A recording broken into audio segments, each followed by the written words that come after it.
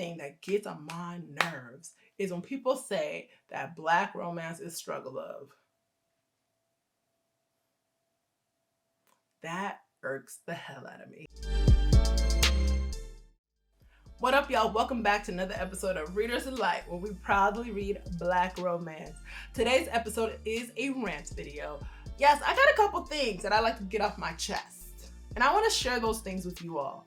And maybe some of my rants you all will be able to identify with, because I think they're rant worthy, right? They're like, I see why you want to rant about this.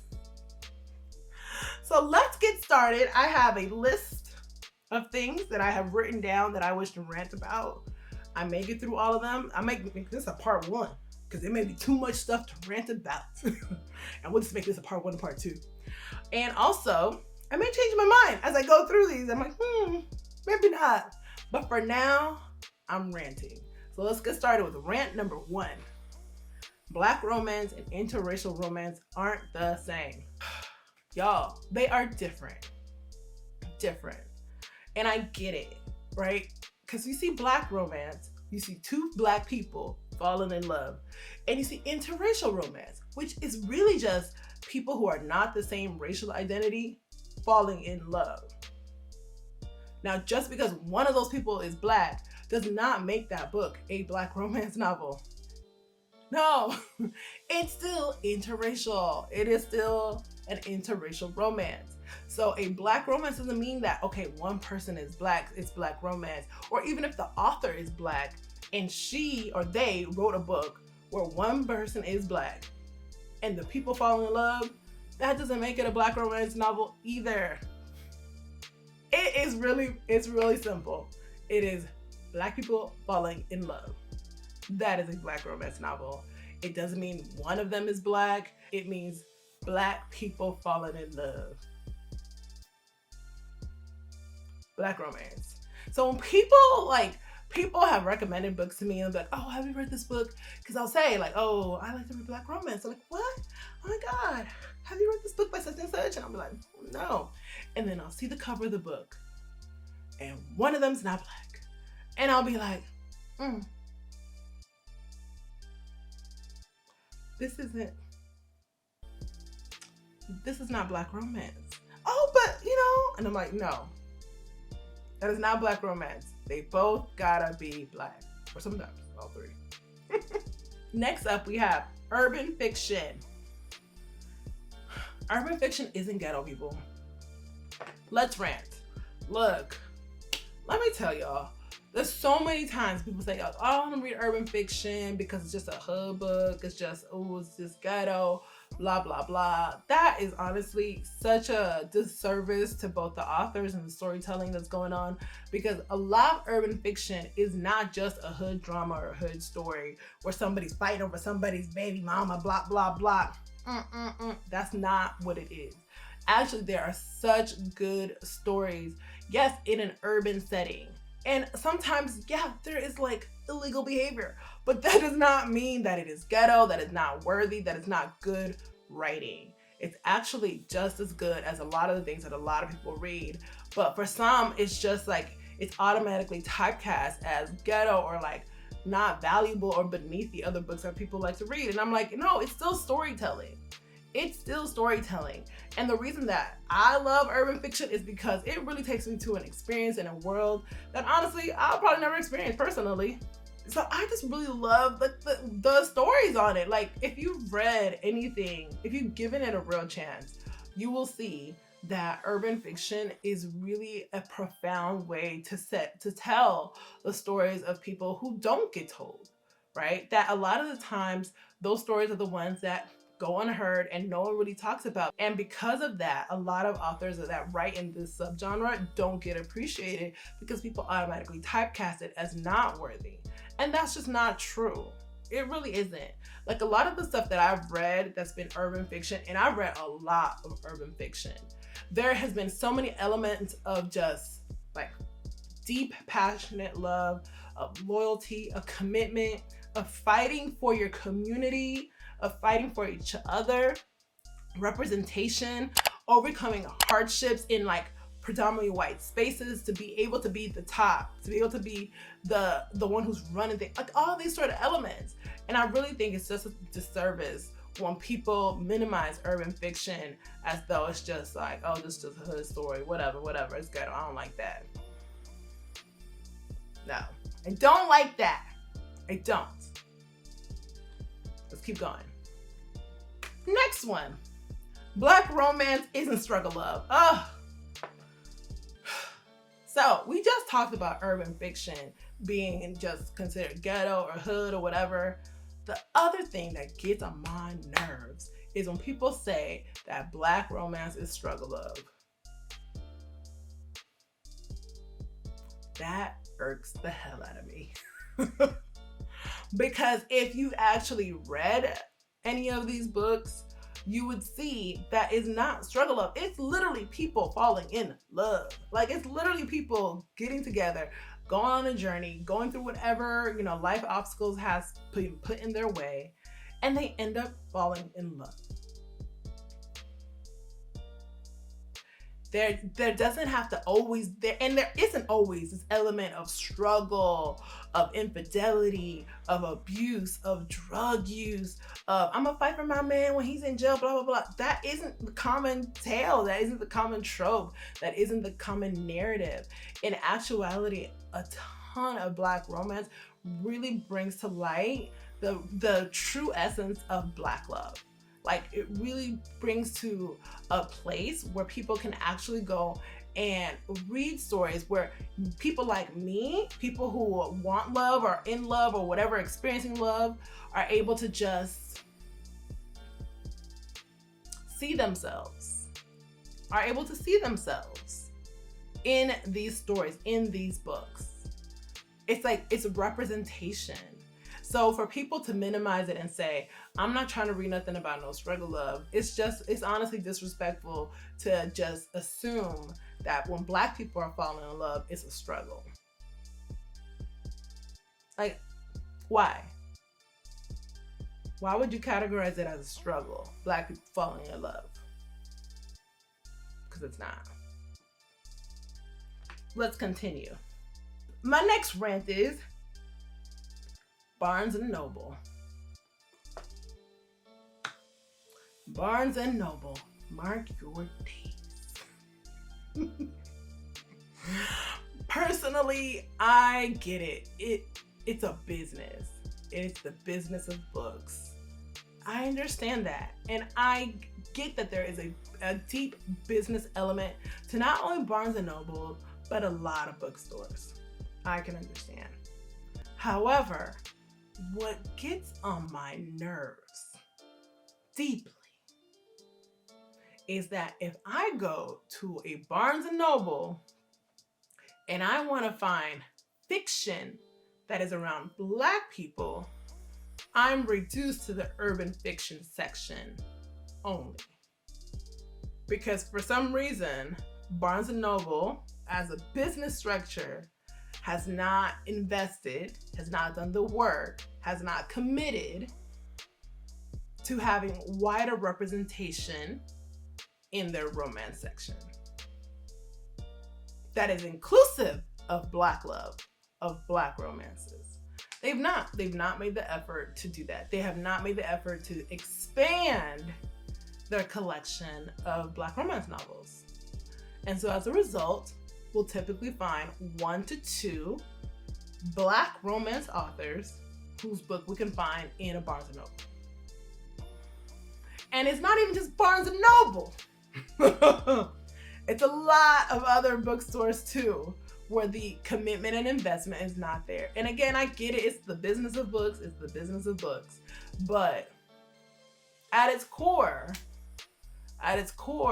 books about storytelling. It's about taking people on an adventure, and it's about representation, helping people feel seen and understand an experience that maybe is different from their own.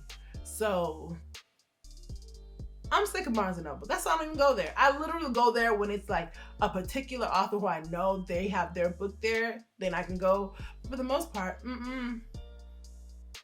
Because Barnes & Noble is not representative, and I don't like it. Mark your days, Barnes. One day, you go get yours. Ooh, my next rant. The coldest winter ever. So, I remember when I was young and the coldest winter ever was basically, out. It was the book that was like, people talked about, like it was in the library. Everyone was like, "Oh, have you read The Coldest Winter Ever?" That kind of vibe. I don't even remember. Was I in high school or middle school? I don't know, something. But it was a book that people were talking about, right? Coldest Winter Ever. It has been a very long time since The Coldest Winter Ever has been released.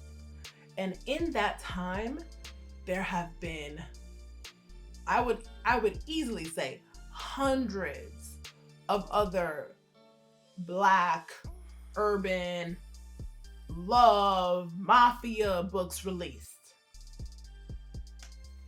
Read those. Read some of those. There are tons of authors who literally write urban fiction who would give you just as good of an experience as The Coldest Winter Ever. They would give you just as good as an experience as you've had with The Coldest Winter Ever.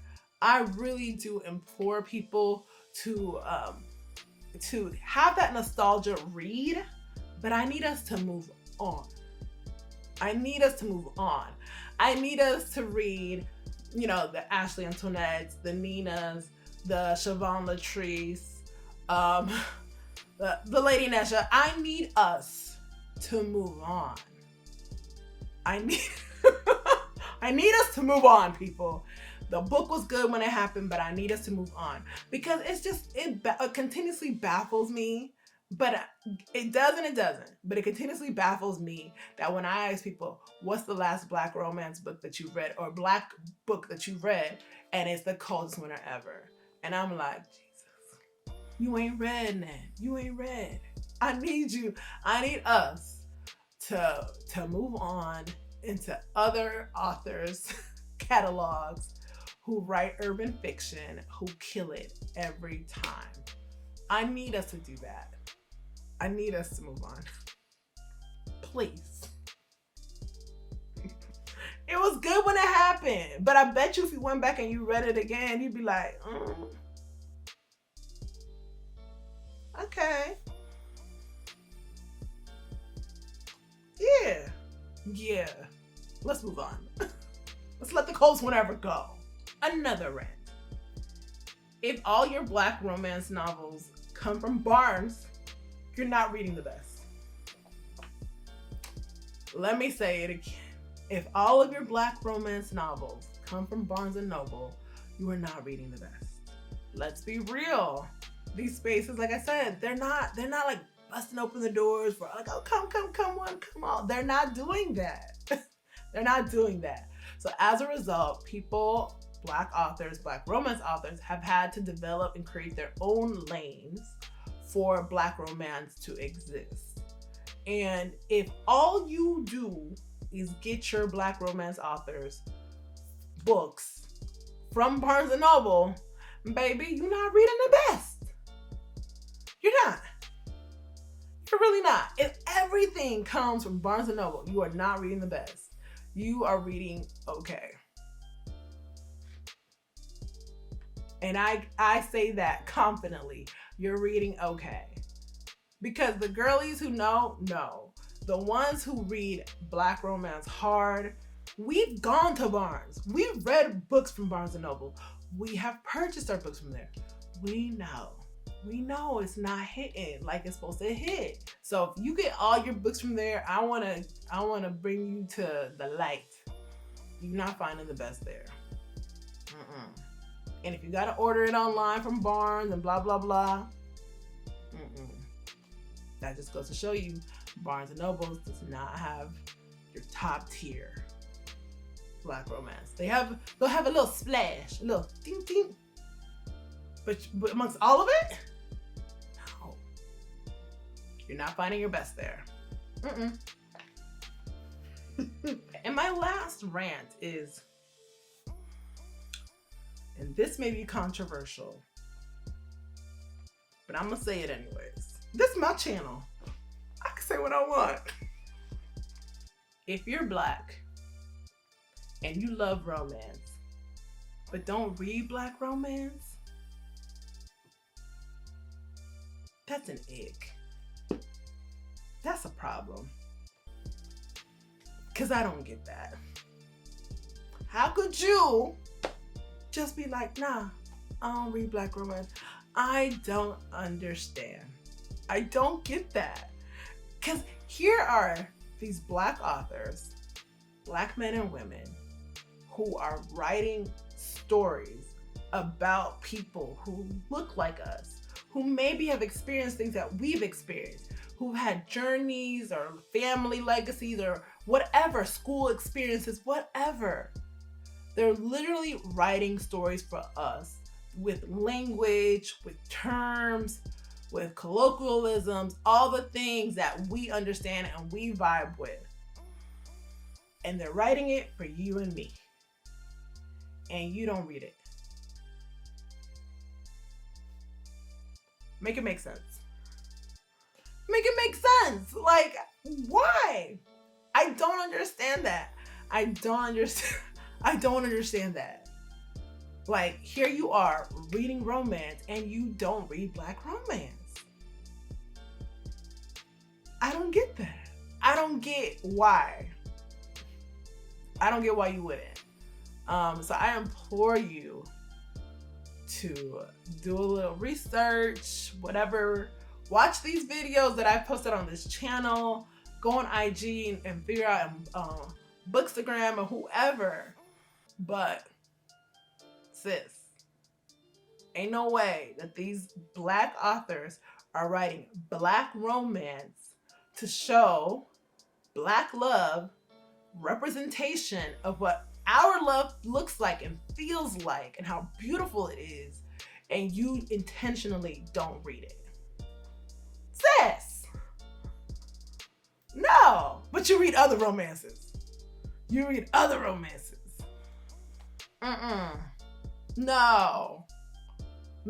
I need you to come back or come over here. And I need you to give these authors, not even just to give these a chance, because once you read it, it's over. It's over for you, right? I need you to just come over here and get to work. Because when all we do, all this storytelling and all these world building authors, or you're gonna connect with these authors in these books, you're gonna feel super behind because you ain't been reading Black romance. So I'm gonna need you to come on over here and get to work, okay? Alrighty, so that's basically a couple of rants. Let me know what rants you connected with, what you identified with, and what's a rant that you have when it comes to this bookish world, because I know you got some too. Drop those in the comments. All right, y'all, thanks y'all so much for watching this video. And if you haven't already, don't forget to subscribe to this channel. And I'll see y'all next time. Bye.